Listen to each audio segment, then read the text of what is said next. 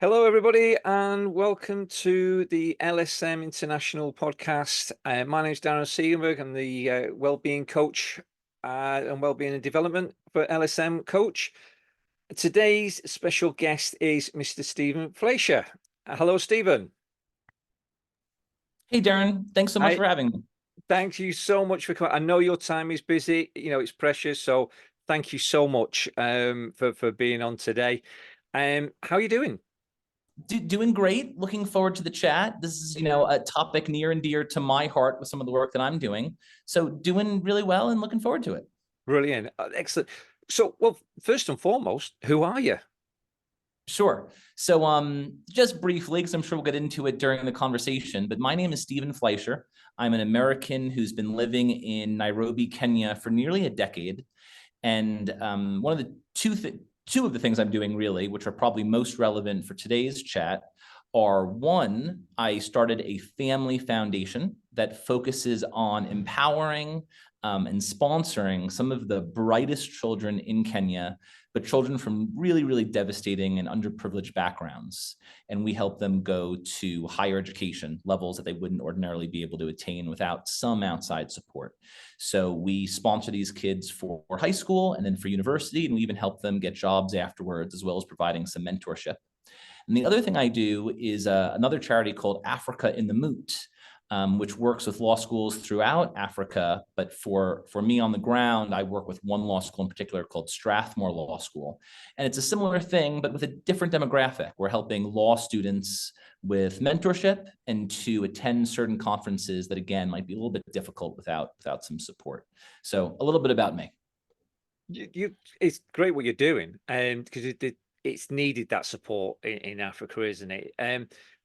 You not recently, you had is it a big competition for the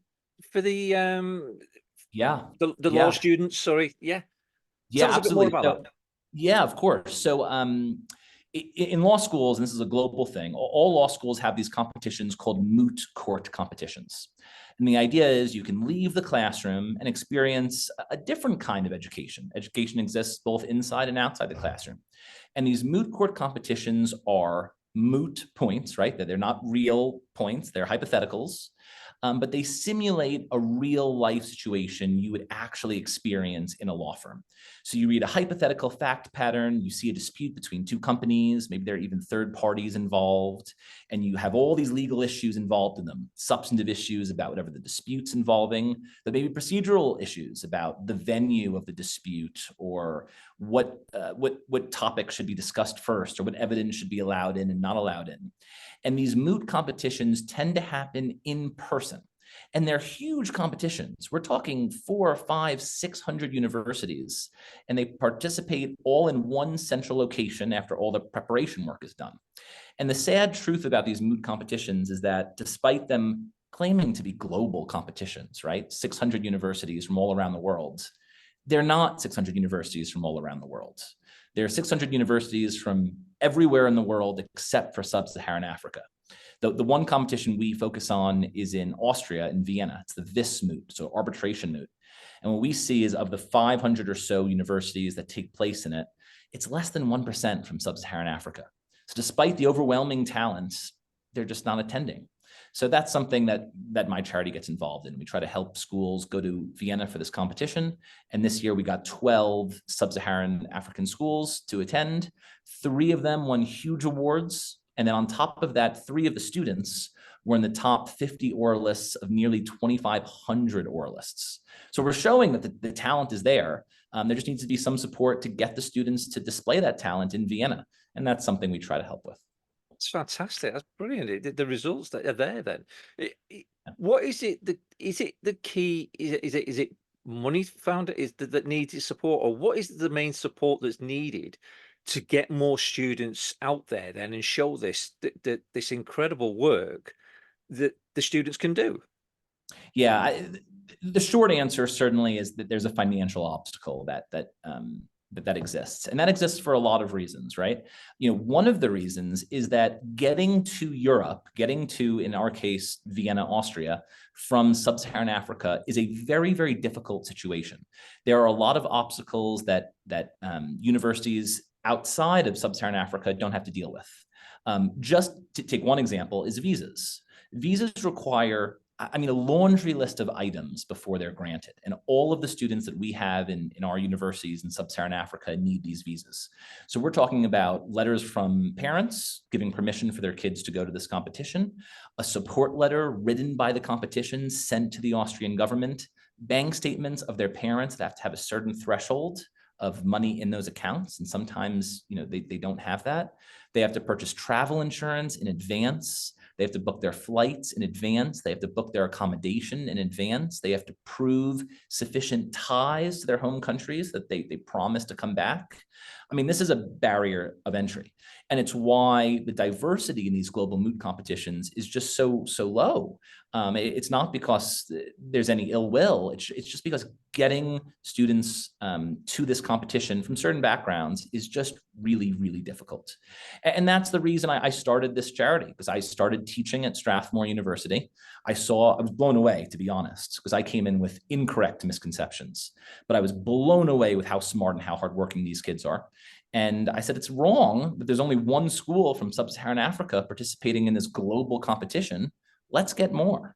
And now we're sending, a dozen plus over and showing that, there's real talent here. And that talent, in my view, in a very small way, starts curing a lot of misconceptions that exist out there. Yeah, it is interesting. Is it particularly being in Vienna, or is it all countries that have that issue getting over there? Is there a possibility of going to another country maybe to be able to expand this and give more opportunities?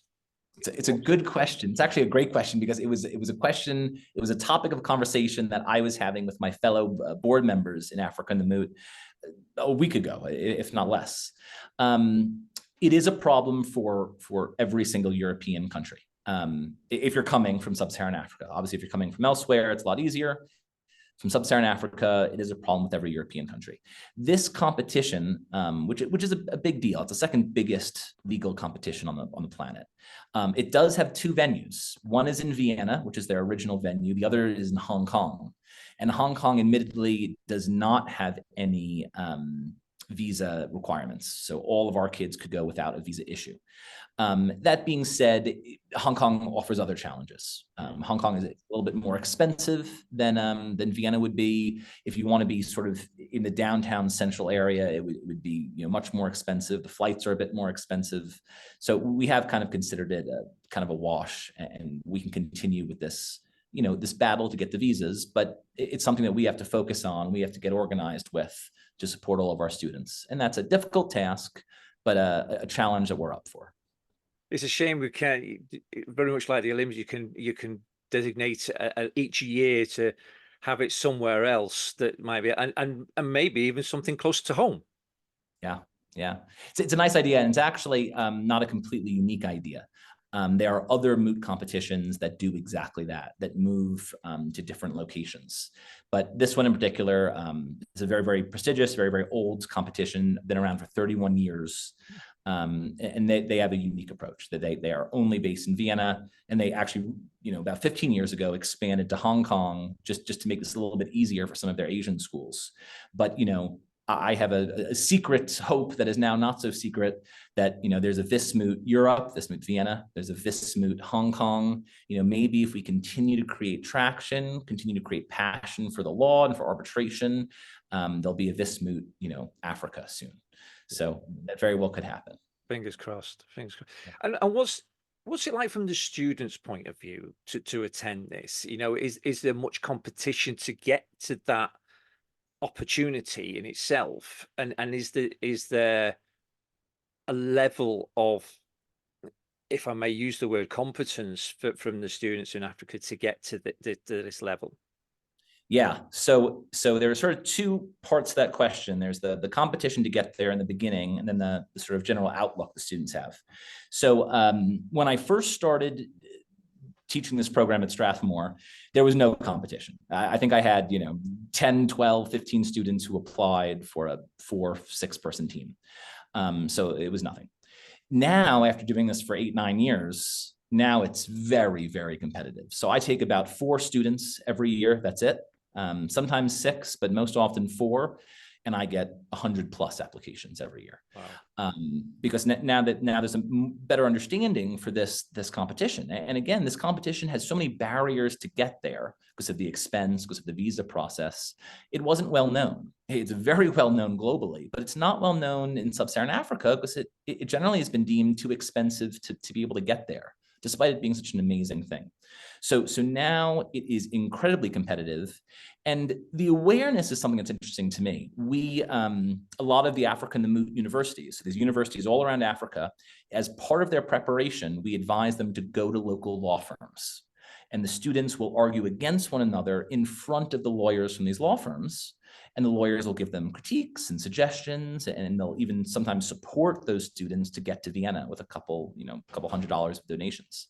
Now what we're seeing is the awareness for this Moot competition, and even the awareness for arbitration, is growing just because of this Africa in the Moot initiative, because all the students are visiting the law firms. So that's been a pleasure to see. Now everyone, certainly in Kenya, knows about this Moot competition.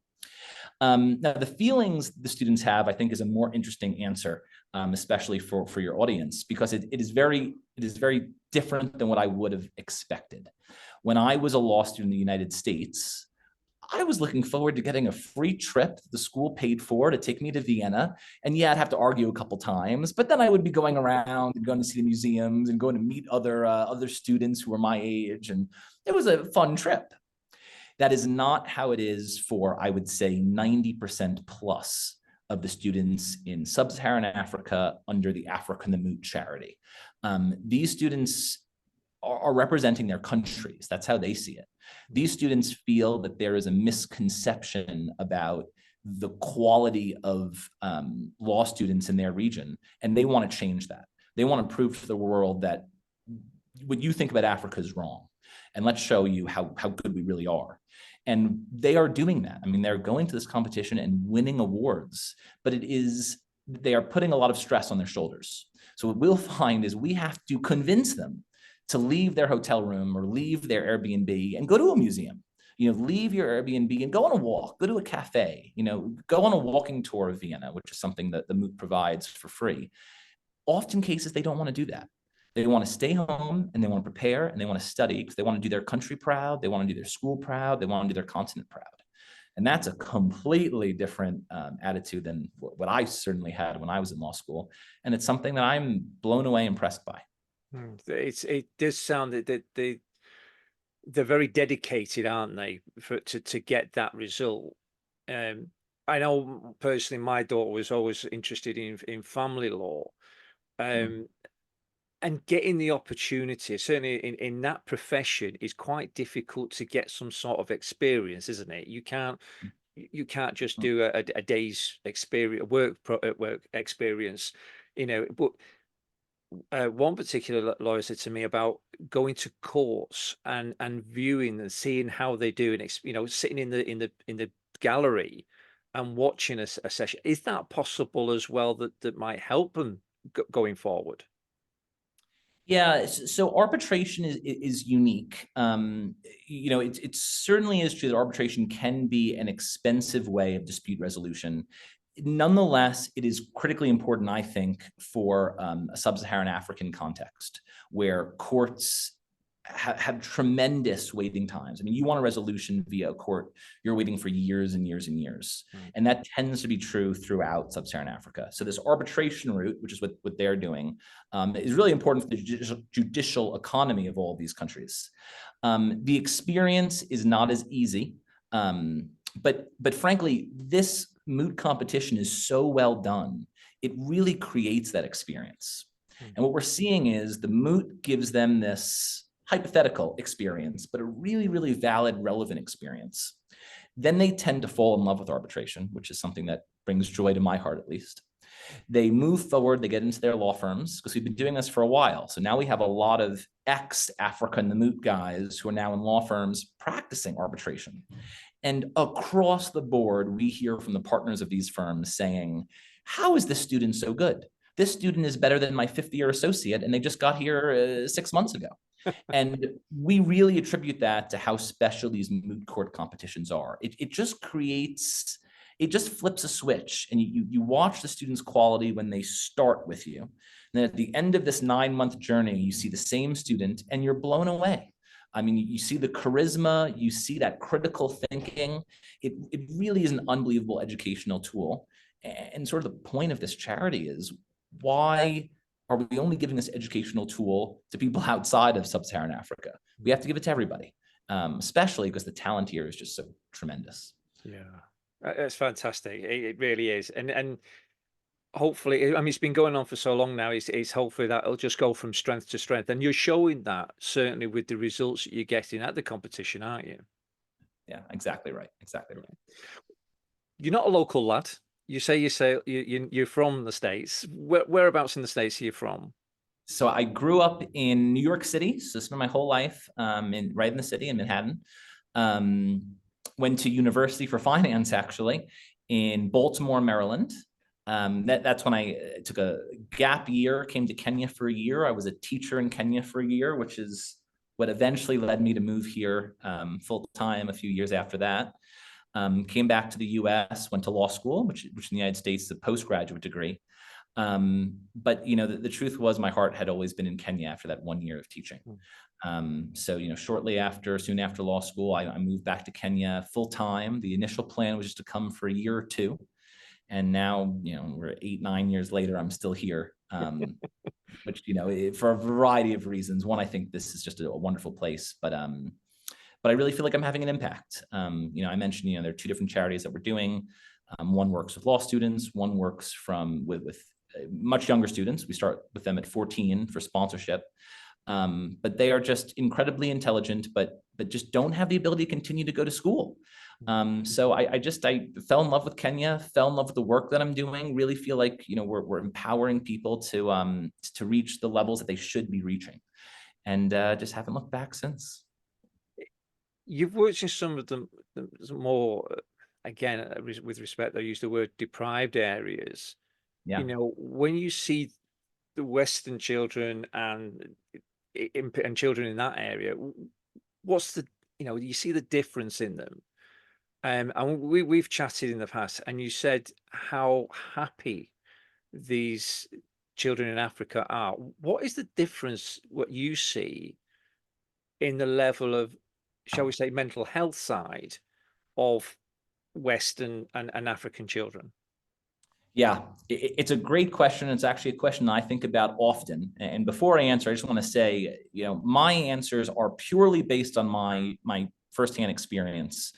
I am not an expert, but I am someone who's dealt to some extent extensively with privileged kids from good backgrounds from New York City, and then sort of the opposite of that, children from really, really devastating backgrounds in Nairobi, Kenya. And what you said is something I've said to you as well, which is the strangest thing about the comparison, my firsthand opinion, in my observation, is that I find that the children and the kids in Kenya from devastating areas are much happier than the kids from my New York City, Manhattan, wealthy, sort of privileged backgrounds.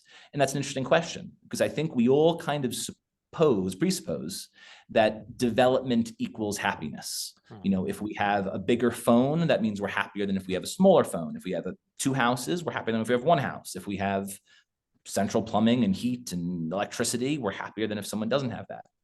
Now, I think generally, in my view, that's actually not correct. I think these are things that we think are important. I think these are things that we think lead to happiness, but they actually don't. I think there are other things that matter much more. What we see with our kids, the kids we support are from, the probably politically correct word is informal settlements. The word that is used much more commonly in Kenya is slums. So the kids we support are from slum areas in Nairobi. And a slum area, for those who don't know, we're talking about areas that don't have plumbing, that are largely corrugated iron sheets, just sort of 4 sheets and a sheet on top to make a room.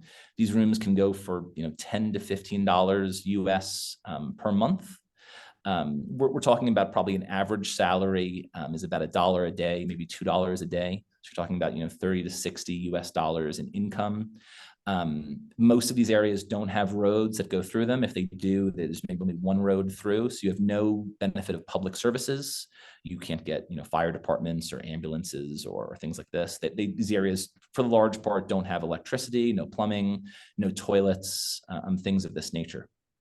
But what we notice about these areas is that despite it being tremendously difficult, given the lack of infrastructure, people survive because of a sense of community. Everyone supports one another. If you don't have food, but your neighbor does, you share. If your neighbor, has an extra job opening at wherever he's working and he knows you don't, you will get that job opening with him. Everyone knows everyone. Your kids can walk around without a fear in the world at any time because everyone knows the kids and the kids know everyone else. There's this beautiful sense of community. Now you look at, me growing up in New York City in Manhattan, I had 4 neighbors on my floor of my apartment building. We didn't know one of their names. Upstairs and downstairs, we didn't know their names either. So maybe the answer to this question is a very long answer to your question, so forgive me, but maybe the answer is the sense of community that creates this happiness. I don't necessarily know the answer, but I'm quite convinced that the nicer the phone, the bigger the house, these are not the things that lead us to happiness in the end of the day. Yeah.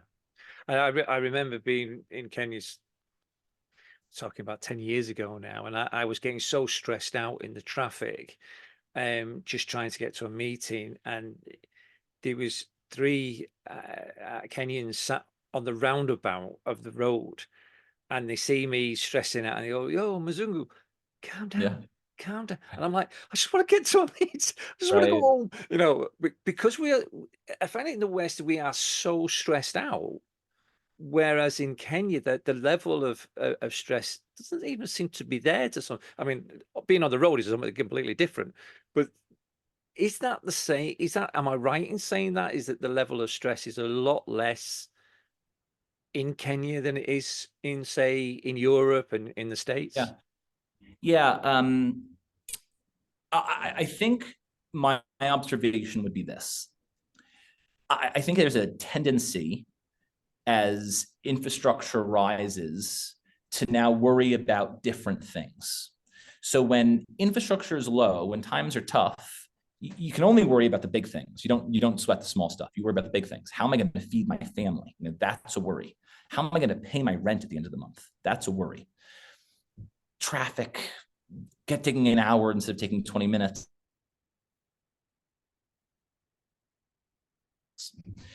And I think there's this bad tendency when things get better, when things get more developed, we start now worrying about smaller and smaller and smaller things. We worry about our steaks being medium, not medium rare, because that's important to us because everything else is so great. Now all we have left to worry about is these small little things. I think in Kenya, for the most part, so obviously there's some tremendous wealth in Kenya as well, but there's also some devastating poverty in Kenya, and I think there is a little bit more of there's not a carefree attitude. There's just, I think the worries are at more urgent things. So these other things that you mentioned, they wouldn't even fall under a stressful category because they're bigger fish to fry, if you will. Yeah.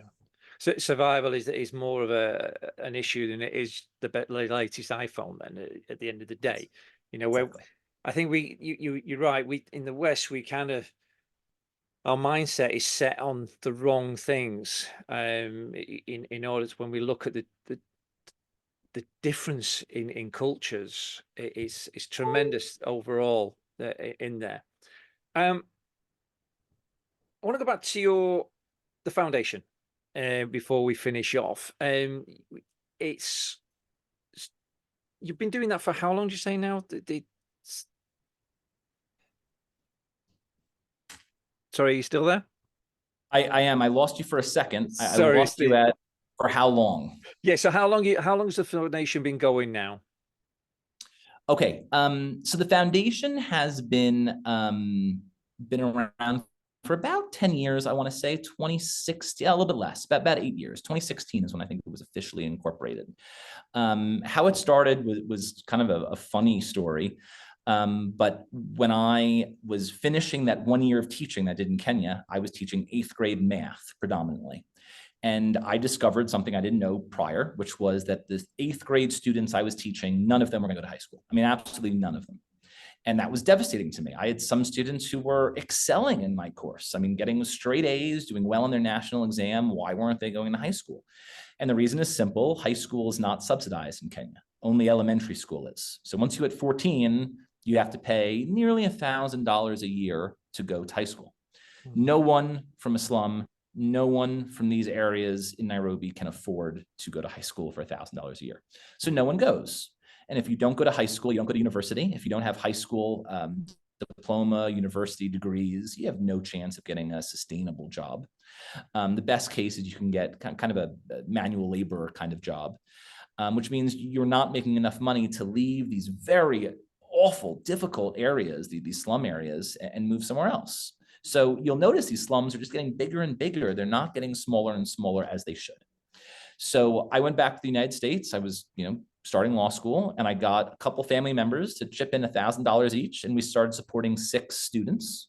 The family members said, hey, listen, we don't want to give you the money directly anymore. That's weird. Set up a family foundation. We'll give the money to the family foundation. We'll have the family foundation support the kids, which is exactly what I did. Started the Fleischer Family Foundation. 6 members of the Fleischer family gave $1,000. We helped 6 kids go to school. And I just kept on telling this story. And next thing I knew, we were sponsoring a number of students. So now we're sponsoring more than 64. I think we're at exactly 64 now. Initially, it was only to help high school, but then we said we don't want to stop just after high school. I mean, then they wouldn't go to university, and that's the pathway to really the fantastic jobs in Kenya. So we expanded to university as well. Everyone in our program will get 8 years of support, and then we help get jobs too. So we're seeing it succeed now. We have 2 students who've actually completed the high school and university. They are both in formal employment. They have insurance policies, and they do, and what touches my heart is they always want one thing when they start making money. And you're going to guess, it's not a watch, it's not a phone, it's not a suit. As soon as they start making money, they have a salary, they want one thing. They want to get their parents to stop living in the slum. Wow. So that's the first thing they do. They start making, they say, mom and dad, move out of there, move outside over here, and there's a toilet in this apartment, there's a sink, there's plumbing, there's electricity, I'm paying for your rent, you move out. And that touches me. They just want to bring it back to their parents. That's fantastic. It really is. I've got a frozen there you are. We talk about stress, and we've got internet issues here already, so it could be on my side. Just to touch out, I mean, what is once you've got the students through that schooling, the university, and they've got the degree and they get, is there any other further support after that, once they've gone on to do other things and get into jobs? Is there any further support that the foundation does there? Yeah, so short answer is yes, but before I give a little more details, I'll just say, that is still to some degree new territory for us, right? Because your question is after university, that's 8 years down the line, right? So only now are we really starting to get into that territory. Like I said, we only have 2 students who have fully finished the program. What we do now is we have this formal program called the Job Search Program, where basically we have all these variety of donors, both outside Kenya, and we have a number of donors inside of Kenya. And we speak to them and we say, do you need help? Do you need someone to support you? And what we see a lot in Kenya is firms giving out jobs to people from disadvantaged backgrounds, cleaning jobs, maybe like a receptionist, jobs kind of this nature. And I say, no, we're not interested in those. That is a misunderstanding of the kind of student that this foundation is supporting. We are sponsoring the smartest kids around. We are sponsoring, genius level kids who are getting A's, best in the country, despite coming from their backgrounds. I mean, if you took the students from the top schools, put them in these kinds of backgrounds, in these kinds of different level schools, I guarantee those students would not be getting top level marks. So the fact that our students are doing so well despite their circumstances shows how intelligent they are. So we have a number of companies that have said, we want to work with these kids. So we try to leverage those connections to help our students get some interviews. We do some more specific things, help them work on their CVs, do mock interviews, things like this. And then there's something that I just personally do, which is, every maybe 2 or 3 months, I take out, the students that have finished university out for coffee and just sort of see how they're doing. How can we be helpful? What can we kind of figure out together? What are some issues at the job that you might be having? That's something, very recent, probably within 2 months old, which is these 2 students are coming to me saying, hey, I'm having a problem with my boss, or my coworker isn't pulling his weight and now we're both looking bad despite me doing a good job. Issues that we all are aware of. Yeah. And what I think our students need is they need an advisor. They need a mentor. So we try to do that where we can. What we also do is we link the students to other mentors, successful Kenyans living in Nairobi, so they have someone to go to when they face these issues. And I think that's critical, because in almost every situation of ours, these students are the first in their family to ever finish high school, first in their family to ever finish university. So that their parents are perhaps not fully equipped to support them in some of these new challenges that they face. Yeah, it's brilliant. I am, it's a pleasure, an absolute pleasure to have you on here and talking about this, and bringing it to the fore, to the audience. Just to touch then, because like I say, I know your time's valuable. If there was something you were going to ask the audience or ask the world to give you, or to help you at least, what would that be? Can you talk about the, where you would get support and what it is the foundation is looking for? Yeah, sure. So the foundation is doing 2 things right now, primarily. I mean, we're doing a lot of other smaller things, but 2 primary things. One is we are building a high school of our own. We want to send our students that we're supporting to a high school that we can ensure will provide all the tools they need for success. So that's a construction project that we're maybe half of the way through, and we're still working hard to finish this high school. It's going to be a very, very special place. It's not going to be what most charities do, which is, very, very simple structures, usually in some environments. This is going to be a state-of-the-art school, and it's going to be primarily just for kids who really, really need it. The second thing we do, of course, is the sponsorship program. We sponsor kids who are from, we have 2 check boxes, if you will. One is incredibly intelligent, incredibly bright. Second checkbox is from, devastatingly difficult backgrounds. If you check these 2 check boxes, we will likely support you to go to high school, to go to university. We'll provide mentorship and all of these things. And I said this a bit earlier, but one of the things our students need is they need role models. A lot of our students are supported by a specific donor. So someone, both within Kenya and outside of Kenya, will say, I will give you enough money. It's not a lot. It's about $1,000 a year. I'll give you enough money every single year to support one student. Just tell me who I'm supporting. I'm going to support that one student, and I'll make sure they finish throughout. But what I'd say about half of our supporters do is they act as sort of pen pal mentors to the student. And in a couple of situations, that relationship has become quite special. The student will WhatsApp or text message the donor. They'll ask for advice. They'll ask for questions. Sometimes, in Christmas holidays, the donor will take a picture of their family and wish Merry Christmas. And our student will do the same thing, take a selfie with her family, wish Merry Christmas from Kenya. And that relationship doesn't just have its nice moments, like I've mentioned, but also has these really impactful, beneficial moments where both sides are learning from one another and both sides are benefiting from one another. So if there was one thing, I would love to have more supporters, not just to help the students get through school, which is certainly needed, but to play a small role in their life. Those occasional WhatsApp messages or text messages a couple times a month, they might seem like something small, but they are a really big deal to our kids and they have a lot of benefit. So I'd love more involvement there. Fantastic. Thank you. And if anybody was going to get in touch with you, Stephen, what's the best way of getting hold of you? and finding out more about the foundation? Yeah, so we have a website, the FleischerFoundation.org. You can just sort of Google us. There's a contact us page. You can type it in that little chat box. There's an email address, info at the Fleischer Foundation. I believe my personal email address is on there, sfleischer, the FleischerFoundation.org. But we're a Google away. Feel free to reach out to us, whether it's the Fleischer Foundation supporting students to go to school that are from tough backgrounds, or whether it's even Africa and the Moot, organization supporting some of the most brilliant legal minds of tomorrow. Just feel free to reach out to us. We always are happy to speak to anyone who's interested in the projects. Brilliant, Stephen. Thank you so much for your time, my friend, and it's lovely to see you again. And everybody who's been watching, and please reach out to Stephen. It's a very, very worthwhile cause. LSM International sponsor a number of children as well, so we know the work you're doing is fantastic. It really is, and long may it continue. Darren, thank you so much. It's always a pleasure to talk to you. Thank you for having me. Look forward to seeing you soon. Take care. Bye-bye. Bye-bye.